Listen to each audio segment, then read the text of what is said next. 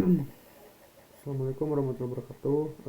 Di sini saya akan membuat video yang mana video ini memenuhi salah satu tugas mata kuliah sistem pakar yang ke-9, yaitu descriptive learning, tentang mencari informasi yang membahas tentang yang pertama yaitu metode CBR, yang kedua ada tingkat kemiripan atau similarity, yang ketiga ada pembangunan sistem pakar menggunakan metode CBR.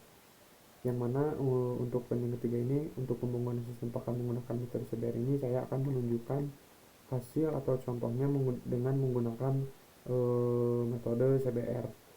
Yang pertama di sini izin perkenalan diri dulu. Nama saya Wani Setiawan dengan nomor pokok mahasiswa 1906158. Yang mana di dalam video ini yang pertama saya akan menjelaskan tentang metode CBR. Metode CBR ini adalah salah satu metode yang digunakan untuk membuat sebuah sistem dengan cara pengambilan keputusan dari kasus baru berdasarkan solusi dari kasus-kasus lampau yang pernah terjadi. Nah, di dalam metode ini adalah sistem dengan pengambilan keputusan dari kasus-kasus baru berdasarkan solusi ke kasus-kasus lampau. Jadi maksudnya di dalam metode ini mengambil keputusan yang baru berdasarkan solusi yang lampau yang pernah terjadi. Nah, untuk konsep case based casing ini ditemukan bermula dari ide untuk menggunakan pengalaman-pengalaman dari kasus lampau yang pernah terjadi. Lalu pengalaman itu digunakan untuk menyelesaikan kasus-kasus yang baru. Kebanyakan para pesimis makar menggunakan pengalaman mereka dalam menyelesaikan masalah lampau. Lalu digunakan kembali untuk menyelesaikan masalah yang mereka hadapi saat ini. Di dalam case sharing ini terdiri dari 4 langkah utama, yaitu metode CBR ini terdiri dari 4 langkah. Yang pertama ada retrieve, yaitu pengambilan kembali permasalahan yang sama. Pada langkah ini dilakukan proses pencarian atau kalkulasi dari kasus yang memiliki kesamaan. Yang kedua ada reverse, yang ketiga ada revise, dan yang keempat ada retain. Salah satu tahapan yang terpenting dalam proses penyelesaian masalah adalah proses pengambilan dan telah banyak peneliti yang fokus pada tahapan ini. Dalam proses retrieval, kesamaan antara kasus menjadi dasar dalam pengambilan kasus di dalam kasus. Nah, yang kedua di sini saya akan menjelaskan tingkat kemiripan atau similarity, yang mana konsep similarity ini adalah dasar geometri di dalam matematika yang mengekspresikan kemiripan dua objek. Dikatakan mirip apabila kedua objek tersebut memiliki bentuk yang sama.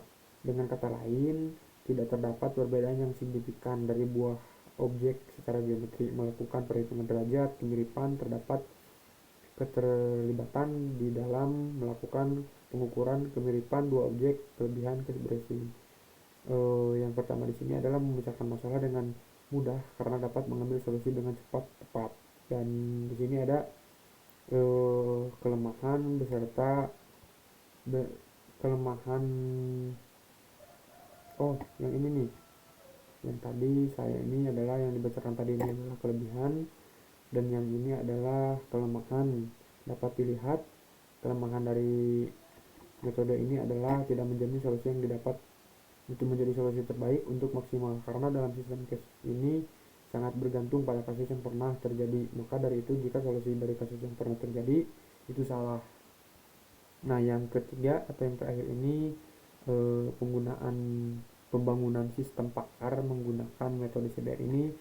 Nah, di sini saya akan menunjukkan sistem pakar dengan menggunakan metode CBR.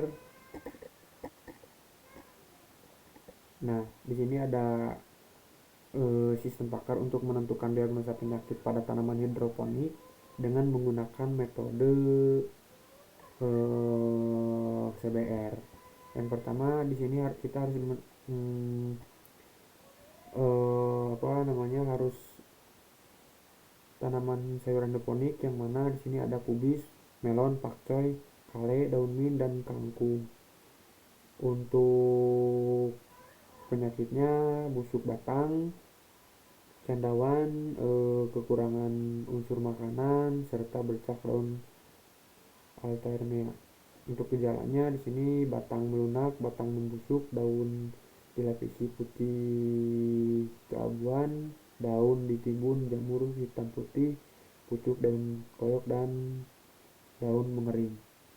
Mungkin untuk pembahasan di Discovery Learning tentang metode kepastian atau metode CBR ini diakhirkan, cukupkan sekian. Mohon maaf bila ada kata-kata yang atau penjelasan yang kurang dipahami, karena saya masih tahap pembelajaran. Untuk akhir kata saya ucapkan terima kasih. Wassalamualaikum warahmatullahi wabarakatuh.